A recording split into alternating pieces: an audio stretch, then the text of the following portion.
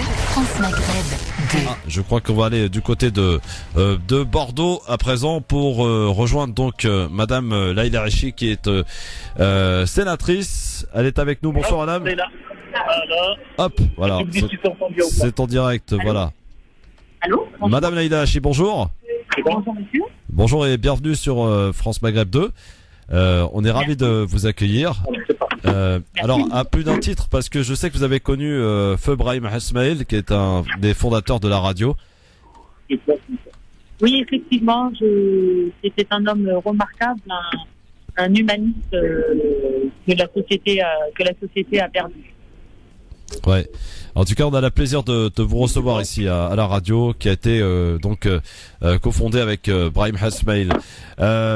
Vous êtes sénatrice, donc on le rappelle, vous êtes aussi avocate Oui. et vous êtes à Bordeaux, donc dans les studios de France Maghreb 2, et vous êtes la marraine de cette journée de femmes 2017, de cette journée de la diaspora africaine.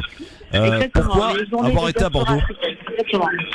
Il se passe à Bordeaux autour de différents débats. Comme vous avez dû voir depuis ce matin, il y a eu différentes tables sur l'influence, un défi au féminin, une deuxième table sur le développement économique, l'audace d'entreprendre, une troisième table de culture, une puissance douce, et enfin la dernière table de la journée, engagement politique, une voix donnée aux femmes. Ça a été des échanges extrêmement riches et passionnants qui sont le témoin d'une vivacité, d'une richesse des profils de ces femmes de la diaspora brillantes qui font un relais extraordinaire entre la France, l'Europe et le continent africain. Très bien, donc je rappelle, vous êtes la marraine de cette journée qui est réservée donc aux femmes africaines aujourd'hui. Madame Laïla Hachi, j'en profite puisque je vous ai au téléphone. Vous vivez comme nous d'ailleurs les soubresauts de la campagne présidentielle qui est de plus en plus chaotique. Comment analysez-vous cette campagne et bien sûr, en votre qualité de sénatrice, quel candidat soutenez-vous? Quel candidat je soutiens? Je vous entends moins bien. Oui. Quel candidat vous soutenez? Oui. Alors je soutiens très simplement Emmanuel Macron, comme vous devez le savoir, je suis actuellement au MoDem, et je soutiens Emmanuel Macron qui est le plus à même de pouvoir rassembler et d'organiser une majorité présidentielle pour le prochain tour, à l'issue du deuxième tour des élections présidentielles. Notre pays en a besoin. Ces dernières années, on a malheureusement plus entendu des politiques qui étaient sur des logiques de fracture, de division de la société française. Et aujourd'hui, on a besoin de rassembler. Les tensions sont beaucoup trop fortes au niveau national et international pour justement faire en sorte d'aller vers un projet qui soit rassembleur de l'ensemble de la société française. Et sur le climat de cette campagne présidentielle, qui est une campagne qui ressemble à aucune autre, quelle est votre analyse? Et je trouve ça triste. C'est la démonstration d'un désaveu de la classe politique.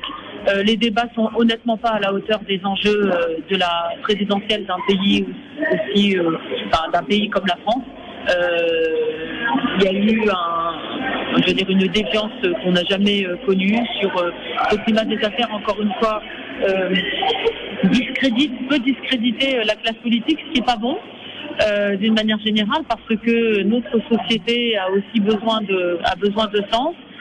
Il eût été préférable pour cette présidentielle que nous ayons des vrais sujets, des vrais débats de fond dont la société a besoin, notamment sur l'emploi, parce que c'est une priorité pour notre pays. L'emploi, l'avenir de l'Europe, c'est un vrai sujet. Comment on envisage l'Union européenne, quels sont les projets des différents candidats sur la perspective européenne à l'issue du Brexit. Également les relations internationales. Le monde est dans un système dans une logique extrêmement belliqueuse qui est dangereuse. Moi, j'aurais aimé plus voir des débats autour de quels sont les projets des différents candidats au niveau des relations internationales, notamment à la lumière à l'aune, par exemple, de l'élection de Donald Trump, qui est un président qui, somme toute, est loin d'être rassurant compte tenu de ses positions. Et voilà, donc en fait, malheureusement, je constate que le climat des affaires a spolié et a interdit un débat de fond dont nous aurions besoin pour l'ensemble de la société française et pour la société européenne également. Madame la sénatrice, mais également avocate au barreau de Paris spécialisée dans l'environnement, merci beaucoup d'avoir répondu à nos questions et donc bonne fin de journée pour cet événement donc organisé à Bordeaux. Merci à vous, merci de votre invitation. Bonne À journée. très bientôt, merci beaucoup. France Maghreb 2, France Maghreb 2. Chut, la radio qui vous écoute.